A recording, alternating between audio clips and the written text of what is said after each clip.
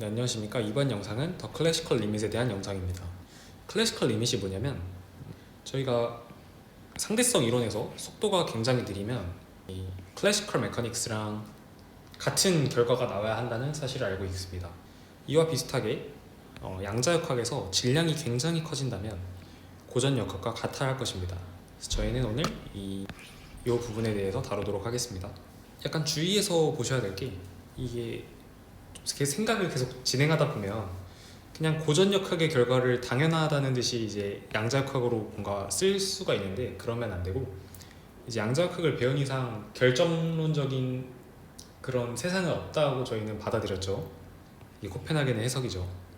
그렇기 때문에 이 관점을 그대로 가져가되 실험을 엄청 많이 했을 때 뉴메리컬한 관점에서 실험을 정말 많이 했을 때 고전역학이랑 같은 결과가 나올 것이다. 그러니까 양자역학의 토대를 저버리지 않아야 합니다. 양자역학을 그대로 저희 받아들여서 같은 결과가 나올 것이다 라는 것을 이해해야 합니다. 시작하겠습니다. 먼저 사실 이 뒤의 내용이랑은 별로 상관이 없는데 해밀토니안 메커닉스에 대해서 간략하게 짚고 넘어가겠습니다. 이게 영상을 하나 찍어도 될 정도로 정말 많은 내용이 담겨 있는데, 그리고 양자역학은 이 해밀토니안 메커닉스를 토대로 만들어지기도 했고 그렇기 때문에 한 번쯤 다뤄야 된다 생각하는데, 일단 이 영상에서는 뒤에서 다루면 너무 맥락이 끊길 것 같아서 앞부분에서 다루도록 하겠습니다. 해밀토니안은 중요한 부분만 얘기하겠습니다. 사실 이게 뭐 라그랑지안의 르장드르 변환이다 뭐 이런 얘기 있는데, 저희는 지금 티피컬한 경우만 다룰 거기 때문에 이 해밀토니안은 총 에너지와 같게 됩니다. 이 보존계에서는. 그리고 해밀토니안을 이제 여기 강조를 했는데 반드시 그러니까 X랑 P의 형태로 적어야 됩니다. 그러니까 사실 이게 뭐 일반화된 운동량이 들어가도 되는데 그냥 지금은 그냥 X랑 P로 생각해 주십시오. 그러니까 이거를 P를 사실 MV라고 써도 되지 않습니까? 이렇게 쓰면 안 되고 이 P를 하나의 독립변수로 저희가 바라볼 것이기 때문에 반드시 P랑 X에 대해 써야 된다. 이 정도 기억해 주시면 좋을 것 같습니다. 그래서 캐노니컬 이퀘이션, 이게 뭐냐면 해밀토니안 이퀘이션이랑 같은 말입니다. 이 캐노니컬은 번역하면은 뭐 바른 쌍 뭐 이런 뜻이 되는데, 사실 이 캐노니컬은 그냥 해밀토니안의 형용사형이라고 생각을 하시면 됩니다. 해밀턴 이퀘이션은 다음과 같이 나오게 됩니다. 이 보면은 지금 1차원이라 이 변수가 두 개가 되는 거죠. 그러니까 보통 1차원이면 변수 하나를 쓸 텐데 변수를 두 개로 늘린 겁니다. 하지만 이 방정식의 개수는 두 배가 됨으로써 1차 선형 방정식 두 개를 푸냐 아니면 2차 선형 방정식 하나를 푸냐. 1차 선형 방정식 두 개 푸는 게 더 쉽겠죠, 당연히. 그래서 이런 장점을 가진 게 해밀토니안 매트릭스라고 보시면 되고, 그래서 1변수짜리 문제인데도 굳이 변수를 이 독립변수를 두 개로 한 다음에 예를 들어서 심플하모닉 오실레이터를 풀어보면 해밀토니안을 저희는 다음과 같이 적어야겠죠. P랑 X를 이용해서. 그랬을 때 이 캐노니컬 이퀘이션을 그대로 넣어보면 이렇게 1차 선형 방정식, 연립 1차 선형 방정식 두 개가 나오게 됩니다. 최대 미분이 하나이기 때문에 1차 선형 미분 방정식이고, 이 두 개를 연립해서 얼마든지 이니셜 밸류가 주어져 있으면 풀어낼 수 있겠죠. 이게 그 해밀토니안 메커닉스라고 생각을 하시면 됩니다. 또 오늘은 이 정도만 알고 계셔도 내용을 이해하실 수 있을 겁니다. 네, 그래서 제가 어떻게 접근할 건지에 대한 개요를 뒤에 설명을 드릴 텐데, 그것보다 진짜 러프하게 한번 설명을 드리려 합니다. 이게 워낙 설명이 길다 보니까 전체적인 흐름을 진짜 러프하게 한번 설명을 드리겠습니다. 먼저 불확정성의 원리. 하바가 거시세계에서는 0이랑 가깝다. 구체적인 예시를 계속 들어드리겠지만 결국에는 하바가 0에 가깝기 때문에 이 모멘텀 스페이스랑 포지션 스페이스의 웨이브 펑션이 둘 다 이렇게 피크를 칠 수 있겠다. 이게 원래 불확정성이 원래 이해 안 되지만 거시세계라 하바가 0에 가깝고 그래서 둘 다 피크를 칠 수 있다. 그리고 이것은 시간이 지나도 Y가 되지 않는다. 이 피크는 계속 유지된다. 이렇게 이런 식으로 평평해지지 플랫하게 되지 않는다는 겁니다. 두 번째, 슈레딩거 방정식을 보조 정리 정도로 존재하는 시어렘이 에렌페스 시어렘이라고 있는데, 이것은 기대값에 대한 시간 변화를 알려주는 식입니다. 근데 기대값 더 간단한 형식을 따르겠죠. 당연히 슈레딩거 방정식은 미분 방정식이고 이건 어떤 값에 대한 변화를 주는 거니까. 그래서 이 민밸류, 이 기대값이 해밀토니안 방정식을 따른다. 근데 민밸류가 이렇게 피크를 치니까 결국 측정했을 때 나오는 값과 항상 같다. 그렇기 때문에 고전역학적으로 측정하는 값이 해밀토니안 방정식을 따른다는 걸 해밀토니안 방정식을 처음에 안다고 생각하고 저희가 얘기를 하는 게 아니라 고전역학을 통해 안다고 생각하고 돌아가도 해밀토니안 방정식이 나온다. 이 흐름으로 이해를 하시면 될 것 같습니다. 저희 사실 이 한 페이지가 사실 모든 걸 설명하는 페이지라 생각을 하는데 저희는 어떤 식으로 접근을 할 거냐면 먼저 이니셜 스테이트를 클래시컬 메카닉스의 관점에서 생각을 해봅니다. 근데 사실 이건 별로 어려운 게 아니라 그냥 사실 클래시컬 메카닉스는 결정론적이죠. 그러니까 속도 말고 모멘텀이라 합시다. 모멘텀이랑 위치를 저희가 정확히 알 수 있다. 이게 고전역학에서 주장하는 거죠. 고전역학은 항상 그렇게 저희가 문제를 풀어왔고, 그래서 우리가 고전역학에서 흔히 생각하는 운동량이랑 포지션이 둘 다 잘 정의된 그런 스테이트를 생각해 봅시다. 그리고 이것을 그대로 양자역학으로 넘기고 싶은 겁니다. 양자역학으로 넘기고 싶은데 이게 원래 허용이 안 됩니다. 그죠? 왜냐하면 불확정성의 원리 때문에 허용이 되지 않지만 이게 질량이 굉장히 커진다면, 그러니까 질량이 굉장히 커진 저희의 그 거시세계에서는 이 불확정성의 원리, 하바가 굉장히 작은 양이기 때문에 거시세계에서는 미치는 영향이 거의 0이랑 가깝죠. 그렇기 때문에 이것이 이런 스테이트를 양자역학에서도 그대로 유지할 수 있다는 이 타당성을 부여받게 됩니다. 그래서 근사적인 아이겐 스테이트를 얻습니다. 원래는 이제 서로 컴패티블 양립하지 않기 때문에 X 오퍼레이터랑 P 오퍼레이터가 서로 양립하지 않기 때문에 이제 사실 동시에 존재하면 안 되죠. 그죠? 그러니까 동시 고유함수를 가질 수 없습니다. 동시 고유함수를 가질 수 없고, 하지만 근사적으로 동시 고유함수를 갖는다고 저희는 이런 베이스에서 시작을 할 겁니다. 그리고 오케이, 그럼 여기까지는 다 이니셜 스테이트에 대한 얘기인 겁니다. 그러면 이제 이게 슈레딩거 방정식에 따라서 시간에 따라서 변화를 하겠죠. 그게 제가 여기 3이라 써놓은 게 그 양자역학의 공준 세 번째 그 일반화된 통계적 해석을 나타낸 거고, 여기는 4라고 쓴 거는 슈레딩거 방정식을 얘기한 겁니다. 그래서 결국에 이 이니셜 스테이트가 시간에 따라서 이렇게 진화할 거 아닙니까? 그 진화하는 게 결국 슈레딩거 방정식이 얘기하는 바인데, 이 슈레딩거 방정식보다 조금 더 국소적인 식이 있습니다. 이 LFS 시어렘이라고 기대값에 대한 변화를 알려주는 식입니다. 더 엄밀히 얘기하면 기대값은 고전역학과 같은 식을 따른다? 뭐 이 정도의 명제입니다. 이 LFS 시어렘이 이따가 뒤에서 자세히 설명을 드릴 텐데, 그래서 이 슈레딩거 방정식으로부터 유도되는 이 LFS 시어렘, 결국 기대값만이 우리가 궁금한 것이기 때문에 이 기대값의 변화를 저희는 알 수 있다는 거죠. 왜냐하면 모든 정보를 담고 있는 이 스사이마저 저희는 모든 변화를 알 수 있는데, 고작 기대값 하나 정도는 너무 쉽게 더 쉬운 꼴의 형식으로 구해질 수 있을 것입니다. 그래서 이 기대값, 민밸류가 어떻게 시간에 따라 진화하는지를 저희는 볼 것입니다. 그랬을 때 여기는 어떤 거냐면, 사실 이 문장이 들어있지 않으면 이 해석 자체가 좀 모순이 된다 생각해서 넣었는데, 이게 어떤 거냐면, 그러니까 저희가 시작할 때 고전적으로, 그러니까 근사적으로 아이겐 스테이트, 그러니까 X 오퍼레이터랑 P 오퍼레이터 둘 다 근사적으로 아이겐 스테이트에서 시작을 했죠. 그랬을 때 측정을 했을 때 이 스테이트에 있는 애는 측정을 했을 때 계속 같은 기대값만 주고, 그러니까 계속 같은 위치와 같은 포지션만 줄 겁니다. 측정을 하면. 그쵸? 근데 그게 시간이 지나면 저희는 알고 있습니다. 아이겐 스테이트는 시간이 지남에 따라서 이렇게 붕괴한다는 사실을 저희는 알고 있죠. 슈레딩거 방정식을 따라서 이렇게 컬랩스 한번 픽 됐던 게 저희 이렇게 붕괴된다는 사실을 알고 있습니다.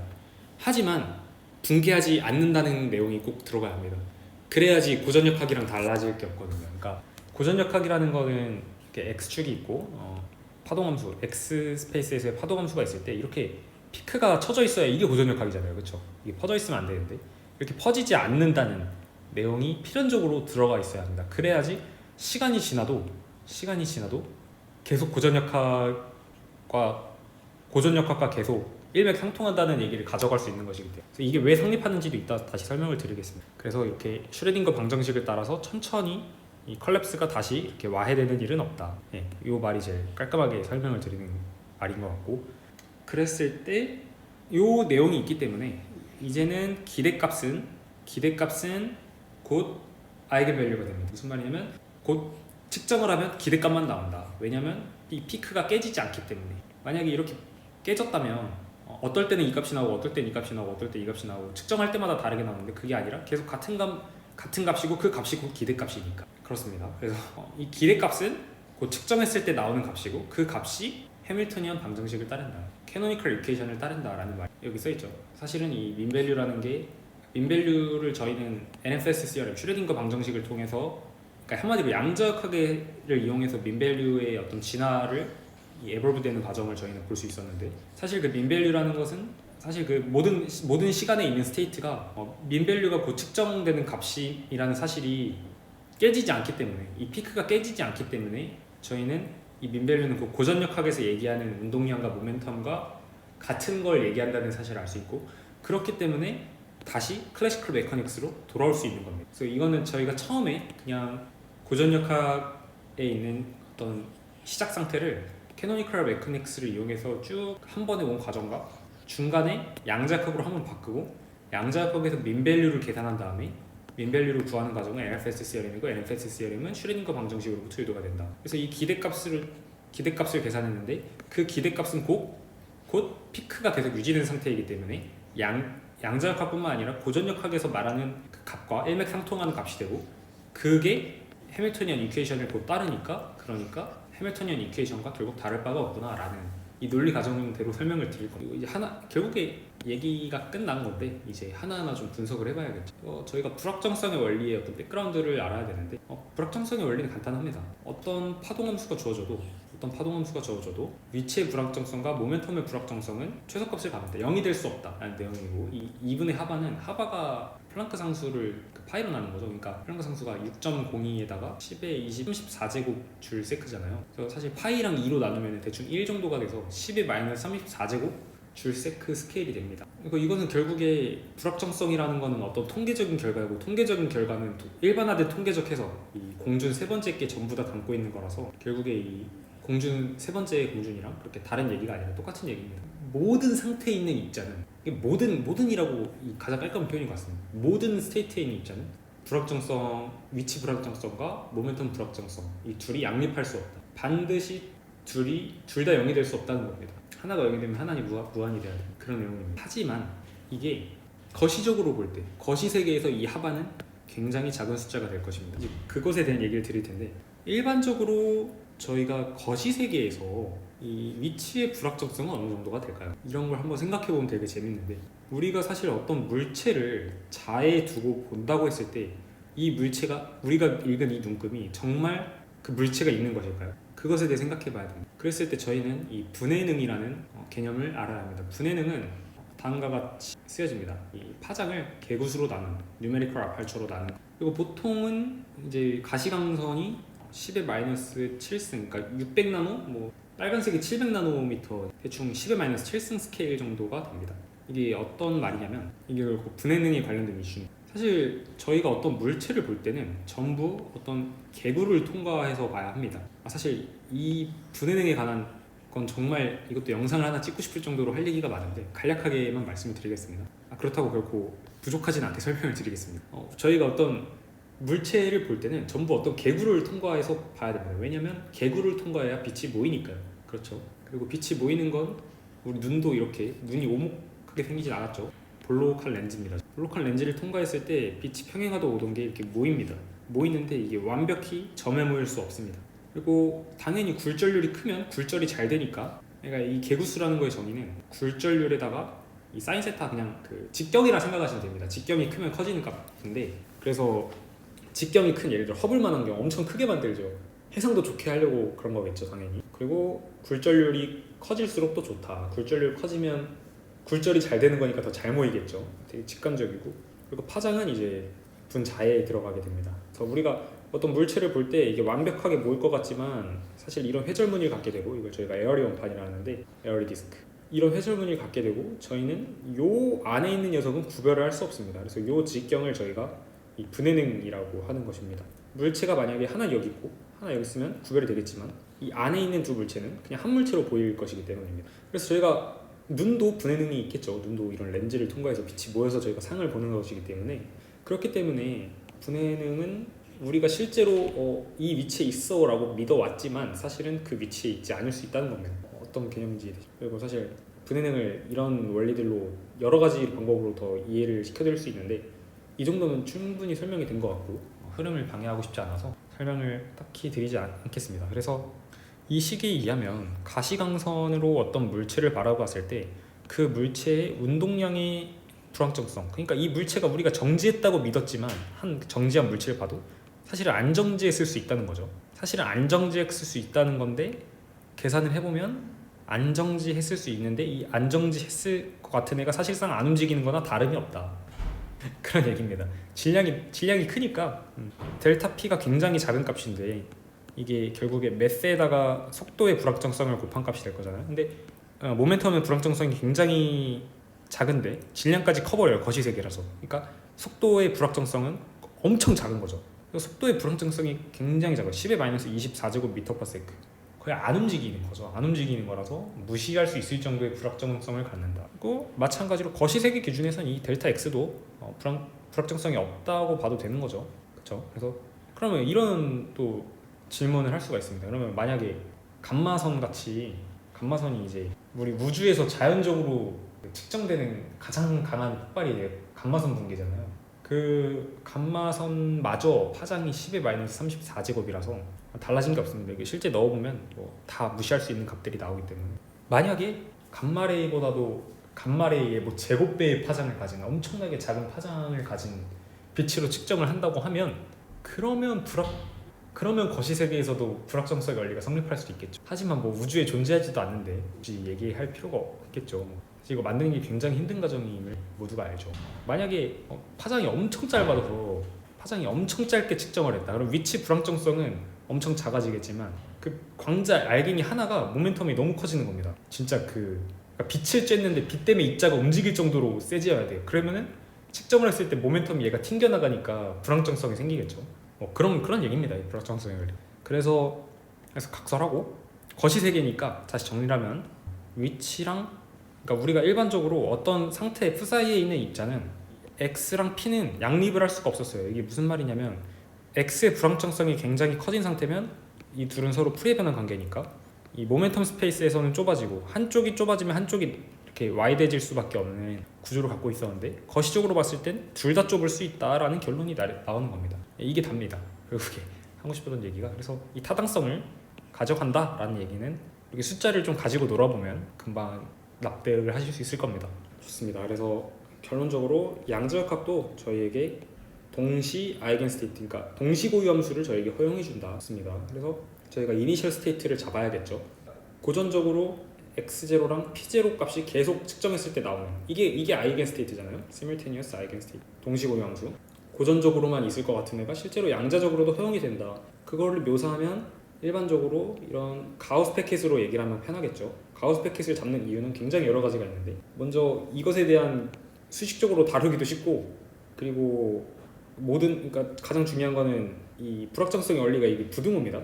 근데 가우스 패킷은 이게 등호가 돼서 가장 불확정성의 원리를 또 불확정성을 가장 낮출 수 있는 형태의 함수인 거예요. 가장 이상적인 함수이기도 하고 그렇기 때문에 이걸 등으로 만들어서 불확정성을 조금이라도 더 줄여서 말이 맞게 하는 게 맞겠죠. 그렇기 때문에 가우시안 패킷을 이용해서 이 가우시안 패킷을 잡으면 둘 다 이렇게 네로우한 형태의 가우시안 패킷을 잡을 수 있습니다. 이 가우시안 패킷은 위치는 이 x0 근처에 몰려 있고 그리고 모멘텀 스페이스에서 봤을 때도 모멘텀도 p0 근처에서 몰려 있을 것이고 그리고 위치 불확정성과 모멘텀 불확정성이 굉장히 작은 상태다. 이렇게 모여 있다. 한번 이걸 생각하시면 됩니다. 요거를 이렇게 수식적으로 표현한 것이다. 그래서 여기서 요 내용에 해당하는 부분이 어떤 걸 말씀드리고 싶은 거냐면 사실 이 제 전 영상을 보시면 제 전 영상이 해밀토니언 오퍼레이터의 아이겐 스테이트의 일반적인 특성 할 때 프리 파티클을 다뤘는데 그 프리 파티클 부분에 가우시안 패킷을 수식으로 처음부터 끝까지 다 푼 영상이 있어. 그 영상을 이미 안다고 가정하고 아니면 혹은 되게 좀 자명한 내용이어서 그걸 그대로 설명 없이 써드리자면 이 위치의 불확정성 제가 항상 말씀드리지만 양자역학은 두 개의 과정이 있습니다. 이렇게 측정을 했을 때 컬랩스가 일어나는 과정 그리고 시간에 따라 천천히 와야 되는 과정이 있는데 그러니까 이거를 빠른 과정, 느린 과정이라고 해요. 느린 과정에 따라 원래 분기를 합니다.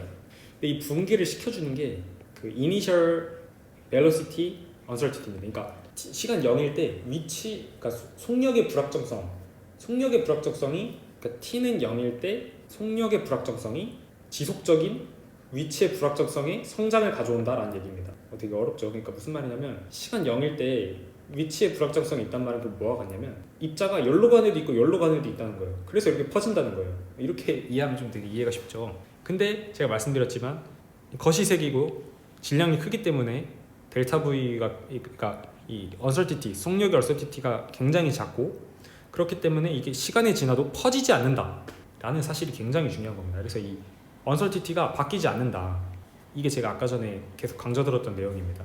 그래야 고전역학이랑 양자역학에서 얘기하는, 그러니까 이 양자역학에서 이렇게 피크가 계속 쳐야지 고전적으로 봤을 때도 계속 결정론적으로 X0랑 P0 계속 시뮬테니어스 아이겐스테이트가 나오는 것 같이 될 거기 때문입니다.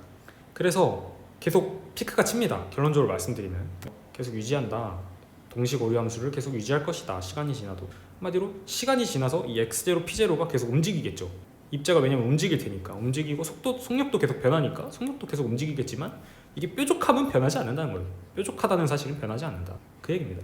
이렇게 와야 되지 않는다. 그래서 뾰족하니까 거시적으로 봤을 때 측정을 했을 때 계속 X0만 나오는 그런 상태에는 변함이 없다라는 것입니다. 그래서 불확정성의 원리는 시간이 지나도 걱정을 안 하셔도 됩니다 라는 얘기가 되는 거고. 좋습니다. 그래서 저희가 고전역학적인 어떤 이니셜 스테이트를 양자역학의 상태로 옮겼죠. 그리고 타당성도 부여받았고 이제 시간에 따라 흐르는 NFS CRM을 쓰면 되는데 수식은 다 뺐기 때문에 그냥 결과적으로 받아들이면 NFS CRM은 결국 기대값의 시간 변화율을 나타낸 거고, 기대값의 시간 변화율은 다음과 같이 써지는데 이게 결국에 그 슈레딩거 방정식을 통해서 사이에 계산 여력이 있는데 다 빼고 말씀드리면 다음과 같아집니다. 그래서 모르셔도 됩니다. 그래서 오퍼레이터의 일반적인 오퍼레이터에 대해 성립하는 얘기이기 때문에 이게 X 오퍼레이터랑 P 오퍼레이터를 넣어보면 이런 결과가 나옵니다. 이제 여기서부터는 다시 집중을 하셔야 됩니다. 그래서 이게 NFS CRM입니다. 이게 나타내는 바는 이 식 자체가 나타내는 바는 기대값은 고전역학과 동일하다. 기대값 고전역학과 같은 얘기를 한다라는 얘긴데 그렇죠. 그러니까 이게 각각이 의미하는 바를 한번 따져봅시다. 이게 그러니까 항상 양자역학은 그 앙상블에 대한 통계치를 주는 거죠. 한 입자를 여러 번 실험한 게 아니라 같은 상태에 있는 여러 입자들을 각각 이거 실험해 봤을 때 이 값 나왔어. 이거 실험해 봤을 때 이런 식으로 했을 때 이들의 통계적인 해석을 주는 거죠. 그랬을 때 한마디로 이거는 평균의 시간 변화율입니다. 그리고 이거는 앙상분들의 평균적인 모멘텀 값, 그리고 이것은 평균적인 모멘텀 값의 시간 변화율이 되는 거고, 이제 우변이 조금 의아하실 수 있는데 우변은 이게 힘에 대응되는 오퍼레이터입니다. 그러니까 양자역학의 그 두 번째 공리가 그거잖아요. 모든 물리량에 대응되는 양자역학적인 오퍼레이터가 있을 것이다. 근데 힘은 포텐셜을 미분한 거고, 이것은 결국에 X의 함수를 수행했을 텐데 이 X를 다시 X 오퍼레이터로 바꾸면 그게 힘에 대응되는 오퍼레이터가 되는 거니까 이게 힘에 대응되는 오퍼레이터고 그것의 평균이니까 한마디로 엄청나게 많은 입자들이 뭐 예를 들어서 입자가 뭐 3개 있다고 해볼게요. 더 많아야겠죠. 뭐 엄청 많지만 뭐 3개 있다고 해보면 나는 힘을 뭐 1뉴턴 받고 있네. 나는 마이너스 1뉴턴 뒤로 받고 있고 나는 뭐 0뉴턴 받고 있어. 그러면 평균적으로 받고 있는 힘은 0뉴턴이 되는 거죠. 그걸 포함한 겁니다. 그래서 이것만 봐도 사실 뉴턴 역학이랑 벌써 똑같습니다. 근데 조금 더 해밀토니언 역학, 그리고 이렇게 뭔가 너무 러프한 설명이 되지 않도록 계속 설명을 이어나가 보면 제가 기호를 쓸 건데 이 X0는 그 처음에 그 이니셜 스테이트의 익스펙테이션 밸류랑 같지만 여기에 그 시간을 더 붙여서 계속 지속적으로 기대값을 계속 나타낸다고 해볼게요. 그럴 경우에 요 정의에 의해서 이 X0 기대값은 다음과 같이 될 테고, 그리고 이렇게 넘어가는 게 되게 자명한데 이게 왜 그러냐면 해밀토니언은 2n분의 p제곱에다가 v의 x 오퍼레이터를 넣은 거죠. 이거 오퍼레이터들입니다. 그랬을 때 이거를 p 오퍼레이터로 미분하면은 n분의 p 오퍼레이터가 되고 그 n분의 p 오퍼레이터에 p 대신에 p0를 넣으면 이게 나오겠죠. 그리고 여기서 여기로 넘어가는 것도 이 결국에 해밀토니언 오퍼레이터랑 실제 그 해밀토니언이라는 물리량은 서로 그 x랑 p의 같은 함수로 이루어져 있겠죠. 이게 무슨 말인지 되셨죠? 이거 자체가 그 양자역학의 두 번째 공리니까. 그래서 해밀토니언 오퍼레이터가 아니라 그냥 해밀토니언이어도 같은 함수로 이루어져 있으니까, 그러니까 이런 거죠. 그러니까 변수만 다른 거다. f를 t로 써서 뭐 1 플러스 t던 이걸 f를 대신에 x를 쓰면 1 더하기 x인 거잖아요. 이런 얘기는 이 함수 표현은 같다. 함수로 어떻게 이루어지고 있는 건 같은 내용이니까 이걸로 쭉 볼 수 있습니다. 제가 지금 중간에 굉장히 말을 잘 못했죠. 왜냐면은 그거를 어떻게 말로 설명을 하니까 한번 보시면 이해할 수 있을 겁니다. 그래서 중요한 거는 전 추상적인 것만 계속 찝어드려야 되기 때문에 이 처음과 끝을 보십시오. 처음과 끝을 보면 이 기대값이 이 해밀토니안 메카닉스의 첫 번째 식을 따른다는 사실을 알 수 있어요. 기대값이 해밀토니안 메카닉스, 이걸 기억하십시오. 첫 번째 식이 나왔죠. 두 번째 식도 봐야겠죠. 두 번째 식은 이렇게 넘어가면 좋을 텐데 아쉽게도 이게 근사가 좀 필요합니다. 근사 필요한데 오퍼레이터의 기대값이 기대값의 함수다. 함수의 기대값이 기대값의 함수다라는 그 근사를 써야 되는데 이게 됩니다. 이게 굳이 설명을 안 드릴게요. 이게 왜 되냐면은 모여 있어서 됩니다. 제가 아까 말씀드렸지만 이 모여 있는 피크 상태가 깨지지 않기 때문에 테일러 전개해가지고 그 퍼스트 오더만 생각하면 되거든요. 그래서 쭉 넘어와서 제가 이걸 말로 설명을 못하겠다는 거를 인정하겠습니다. 그래서 해밀토니안 방정식이 이렇게 끝에만 보면은 맞죠. 근데 이거는 다시 말씀드리지만 민밸류입니다. 아직 저희는 양자역학만 쓴 겁니다. 양자역학만 지금 계속 양자역학만 썼어요. 그래서 민밸류가 해밀토니안 이퀘이션을 따른다는 것까지 알았습니다. 그런데 사실 해밀토니안 이퀘이션은 뭐다? 그러니까 민밸류가 뭐다? 이게 피크니까, 피크가 깨지지 않으니까 이 민밸류 자체가 고전적으로 예가하는 시밀테니어스 아이겐 스테이트가 되는 거죠. 측정을 했을 때 x0랑 p0만 나오니까 결국에는 클래시컬 메커닉스랑 같아지는 거죠. 그래서 캐노니컬 이퀘이션 그 자체가 된다. 다시 고전역학으로 돌려도 어차피 측정을 하면 x0, p0만 나올 테니까 이게 기대값이기도 하지만 결국 고전적으로 나올 수 있는 유일한 값이기 때문에 고전역학과 같아진다 라는 겁니다. 이게 설명을 최대한 잘해보려 했는데 역시 막상 설명을 해보면 쉽지 않네요. 수고하셨습니다.